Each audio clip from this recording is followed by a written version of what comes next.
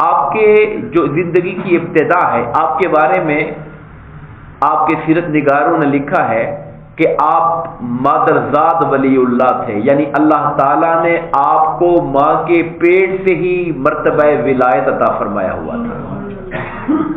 عام طور پر ولایت کسبی ہوتی ہے۔ کسبی کا معنی یہ ہوتا ہے کہ محنت کر کے، عبادات کر کے، ریاضات کر کے، مجاہدے کر کے انسان اللہ تعالیٰ کی بارگاہ میں نیکی اور تقوی اختیار کر کے ولایت کے درجوں پہ چڑھتا ہے، اور ولایت کے اندر جو مختلف مدارج اور درجات ہیں پھر اس پہ ترقی کرتا چلا جاتا ہے اپنی تگ و دو اور محنت سے۔ یہ بنیادی فرق ہے نبوت میں اور ولایت میں۔ نبوت صرف اور صرف اللہ تعالیٰ کا انتخاب ہوتا ہے، نبوت محنت سے نہیں ملتی، نبوت محنت سے نہیں ملتی، وہ صرف اللہ کا انتخاب ہوتا ہے۔ ہاں، ولایت انسان تگ و دو اور کوشش کر کے حاصل کر سکتا ہے، مگر بعض اللہ تعالیٰ کے پیارے اور منتخب بندے ایسے ہوتے ہیں جنہیں اللہ تعالیٰ پیدا ہی اپنی ولایت اور دوستی کے لیے کرتا ہے۔ شیخ عبد القادر جیلانی انہی خوش نصیب لوگوں میں سے تھے، اسی لیے مادرزاد ولی اللہ کہا گیا تھا آپ کو۔ جب آپ پیدا ہوئے، آپ نے ڈیٹ سنی ہوگی پیدائش کی، یکم رمضان۔ لوگوں میں شبہ تھا کہ پتہ نہیں آج چاند نظر آیا یا نہیں آیا، رویت ہلال کمیٹیاں تو نہیں تھیں کہ اعلان ہوتے، لوگ دیکھا کرتے تھے چاند کو نظر آیا یا نہیں آیا۔ تو پھر بتایا گیا، لوگوں نے کہا کہ ولد للاشراف ولد لا یرضع فی رمضان، سادات کے گھر میں ایک بچہ پیدا ہوا ہے جس نے آج پورا دن ماں کا دودھ نہیں پیا، لگتا ہے ماہ رمضان کا چاند طلوع ہو چکا ہے۔ یعنی پیدائش کے ساتھ ہی پہلے دن کا بچہ ہے اور ماں کا دودھ نہیں پی رہا، دن کے ٹائم میں، رات کو پیتا ہے، دن کو نہیں پیتا، پورا ماہ رمضان نہیں پیا، زندگی کا پہلا سال ہے اور ایک دن کے ہیں، اور رمضان آپ کی زندگی کے پہلے 30 دنوں میں آیا، مگر 30 دنوں میں صبح صادق سے لے کر غروب آفتاب تک ماں کا دودھ نہیں پیتے تھے۔ یہ ان کی ولایت کی مادرزاد ولی ہونے کے علامات کے طور پر اہل علم اور صوفیہ بیان کرتے ہیں۔ اور آپ جانتے ہیں کہ بچپن جو ہوتا ہے انسان کا، وہ عام طور پر بچوں کے کھیل کود کا اس کے اندر شغف ہوتا ہے، دلچسپیاں ہوتی ہیں، شوق ہوتے ہیں، مگر جنہیں اللہ تعالیٰ اپنی خاطر منتخب فرما دیتا ہے پھر ان کے شوق بھی بدل دیتا ہے، ان کے ذوق بھی بدل دیتا ہے۔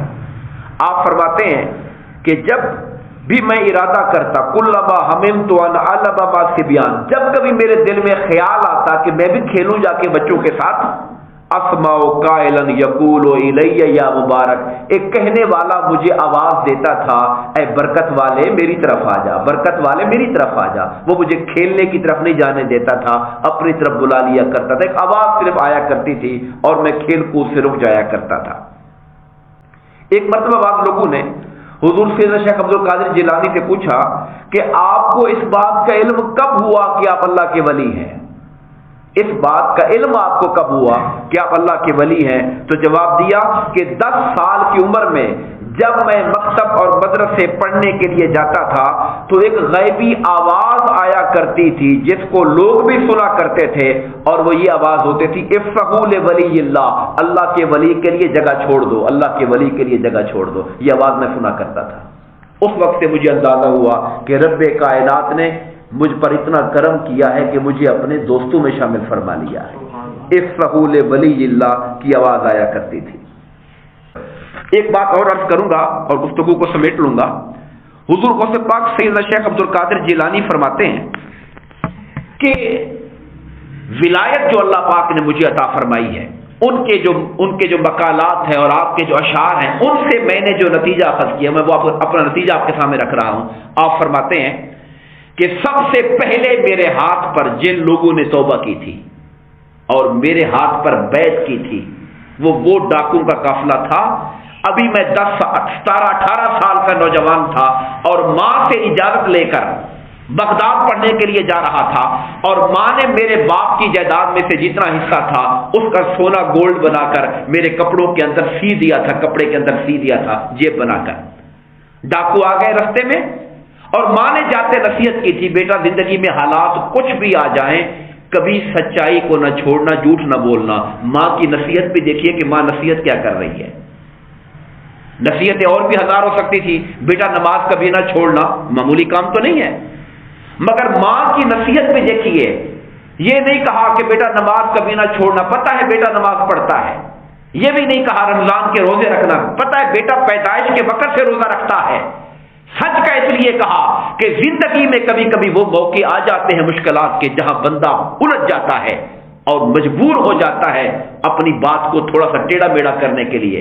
और वो मौका घर से निकलते ही आ गया कि जब डाकू आ गए। डाकू ने पहले तो बच्चा समझा कि यार इस बच्चे के पास क्या होगा, किसी ने छेड़खानी नहीं की, पूछा ही नहीं। फिर किसी ने आकर पूछा कि नौजवान तुम्हारे पास कुछ है? आपने कहा जी हां है। उसने कहा दिखाओ, तलाशी कराओ। उसने जेबें चेक की तो कुछ भी नहीं था। उसने कहा मजाक करते हो मेरे साथ? खैर बच्चा समझ के छोड़ के चला गया। फिर एक और डाकू आया, उसने भी कहा भी कुछ है? उसने कहा है मेरे पास। उसने भी चेक किया, नजर कुछ ना आया। उन्होंने अपने सरदार को जाके बताया कि बच्चा है हमारे साथ मखौल करता है, कहते हैं मेरे पास माल है, चेक करते हैं, है नहीं। तो सरदार ने बुला लिया और कहा नौजवान कहां है तुम्हारे पास माल? तुम कहते हो मेरे पास माल है, कहां है? मेरी मां ने इधर अंदर कपड़ों के अंदर सी के रखा हुआ है। उन्होंने कपड़े को फाड़ा, अंदर से सोना निकल आया। उस नौजवान ने कहा, उस डाकू ने कहा हम डाकू थे और डाकू से माल बचाना तो हर एक का अपना फर्ज होता है। ये क्या वजह है कि तुमने खुद बताया कि यहां पर माल है? कहा आपके डाकू पूछते थे कि तेरे पास कुछ है। जब वो पूछते थे कि कुछ है तो मुझे बताना पड़ता था कि है। मैं झूठ नहीं बोल सकता था, क्योंकि मेरी मां ने निकलते हुए वादा लिया था कि मेरे बेटे कभी झूठ ना बोलना। तुम ये बात सुनना था कि डाकू ज़ारो कतार रो पड़ा और कहने लगा हाय अफसोस, तू अपनी मां से किया हुआ वादा नहीं तोड़ता और मैं तो अल्लाह से किए हुए वादे तोड़ रहा हूं। और आपके हाथ पे तौबा की। जब डाकू के सरदार ने तौबा की तो उसके साथियों ने कहा तू डाके वाली जिंदगी में हमारा सरदार था, तो तौबा वाली जिंदगी में भी हमारा सरदार तू ही है।